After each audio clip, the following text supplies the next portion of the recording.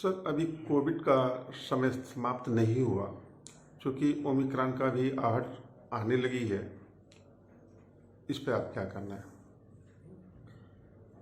Covid एक RNA virus है और वो बार बार म्यूटेट करता रहता है। ये उनका नेचर है कि आरएनए वायरस का ये नेचर होता है कि बार बार वो म्यूटेट करता है और नए वेरिएंट्स उसके आते रहते हैं और अभी आगे भी आएंगे। जब तक कि पूरा हमारा वैक्सीनेशन नहीं हो जाता पूरे वर्ल्ड का, तब तक ये वेरिएंट आते रहेंगे। इससे हमको घबराना नहीं है। और जैसा कि कोविड का नया वेरिएंट ओमिक्रॉन आया है और इसका 37 म्यूटेंट हैं, उसमें है चेंजेस हैं और वो साउथ अफ्रीका में पाया गया सबसे पहले और उसके बाद अन्य देशों में इसका फैलाव हुआ। तो जो साउथ अफ्रीका में ओमिक्रॉन वायरस पाया गया उसमें ये देखा गया कि इसकी संक्रमित होने की दर बहुत तेज है। ये लगभग तीसरे दिन जो है दोगुना हो जाता है।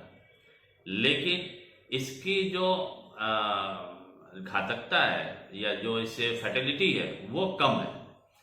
ये अमूमन इससे मृत्यु दर बहुत ही कम है और अभी तक बहुत ही कम सुना जा रहा है ऐसा। लेकिन इसका फैलाव ज़्यादा है और बहुत तेज़ी से ये बढ़ रहा है। हमारी सबसे यही अनुरोध है कि इससे पहले तो घबराने की ज़रूरत नहीं है, क्योंकि अभी भी स्टडीज़ चल रही हैं, क्योंकि नया वेरिएंट है। अभी स्टडीज़ आने में, पूर्णतया स्टडीज़ आने में काफ़ी टाइम लगता है।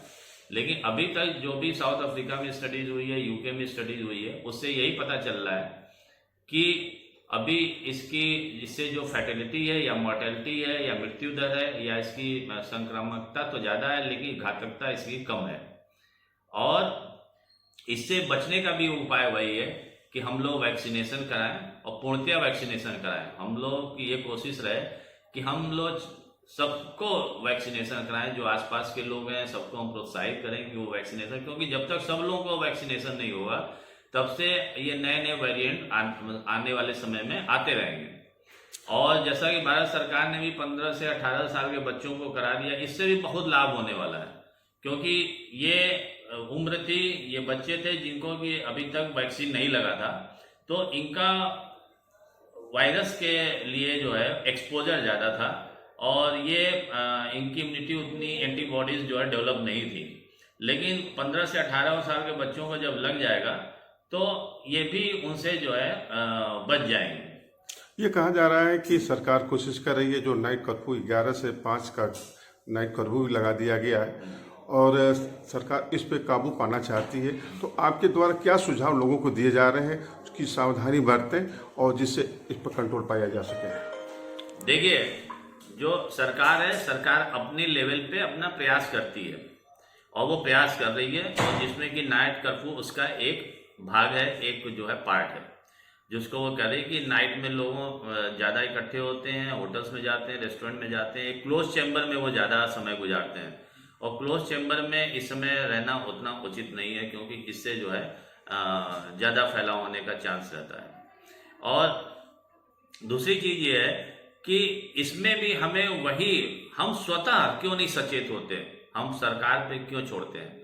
हमको स्वतः सचेत होना है, एक दूसरे से दूरी बना के रखनी है, फिजिकल डिस्टेंस बना के रखनी है, मास्क पहन के रहना है और हैंड सैनिटाइजर का पूरा प्रयोग करना है। इसके अलावा कहीं भी अगर हम जो भीड़ भाड़ वाली जगह है उनसे हम जाने से बचें, और जहाँ भी अगर कोई क्लोज चैम्बर है, क्लोज जैसे हॉल है या शादियों की जगह, तो उसमें हम पूरा प्रयास करें कि उसका वेंटिलेशन बहुत अच्छे से हो।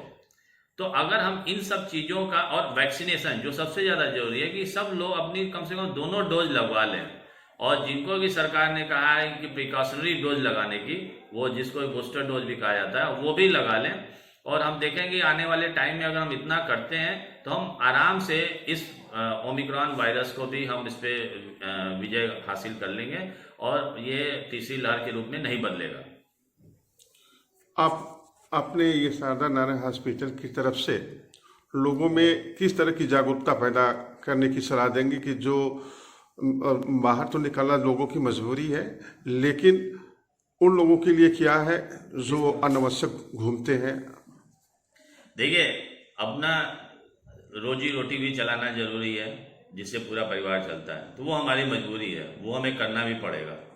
और लेकिन सबको जो कोरोना का प्रोटोकॉल है उसको अक्षर से उसका पालन करें। जैसा कि हमने अभी बताया कि मास्क जरूर लगाएं, सोशल डिस्टेंसिंग एक दूसरे के बीच में एक दूरी बना के रखें, भीड़ भाड़ वाली जगहों पर एकत्रित न हो और हैंड सैनिटाइजर का जरूर प्रयोग करें। और इसके साथ ही साथ ये भी ध्यान रखें कि हम दूसरों को भी ये कार्य करने के लिए प्रेरित करें, ताकि हम सामूहिक रूप से प्रयास करेंगे तो इससे हम लोग बच सकते हैं। और ये भी मैं संदेश देना चाहता हूँ कि इससे डरिए मत आप, लेकिन सतर्क जरूर रहिए, जागरूक जरूर रहिए। और कोई इससे परेशान होने की जरूरत नहीं है, लेकिन हमने पहले ही बताया कि इससे बचने का सबसे अच्छा उपाय यही है कि हम इसके प्रोटोकॉल्स को फॉलो करें। और अगर हम प्रोटोकॉल फॉलो करते हैं तो कोई ऐसी बिगड़ने वाली स्थिति नहीं है। और एक चीज और मैं सलाह देना चाहूंगा कि इस समय अगर किसी को सर्दी जुकाम या ऐसी चीजें लक्षण मिलता है, जो शरीर में दर्द है, हेडेक है, सर में दर्द है, तो अगर ऐसे लक्षण मिलते हैं तो आप जरूर अपना एक बार जांच जरूर कराएं, पास के सेंटर पे जाके अपना कोविड की जांच करा लें। अगर ओमिक्रॉन या कोविड निकलता है तो अपने आप को आइसोलेट करा रहे हैं, जिससे कि आप भी सुरक्षित रहेंगे और आपसे संपर्क में कोई नहीं आएगा तो उन्हें भी ये फैलेगा नहीं। तो किसी को भी इस समय इस तरह का लक्षण मिलता है तो जरूर पास के सेंटर पे जाके अपने आप को कोविड की जांच करा के अपने आप को आइसोलेट कर लें। Thank you sir.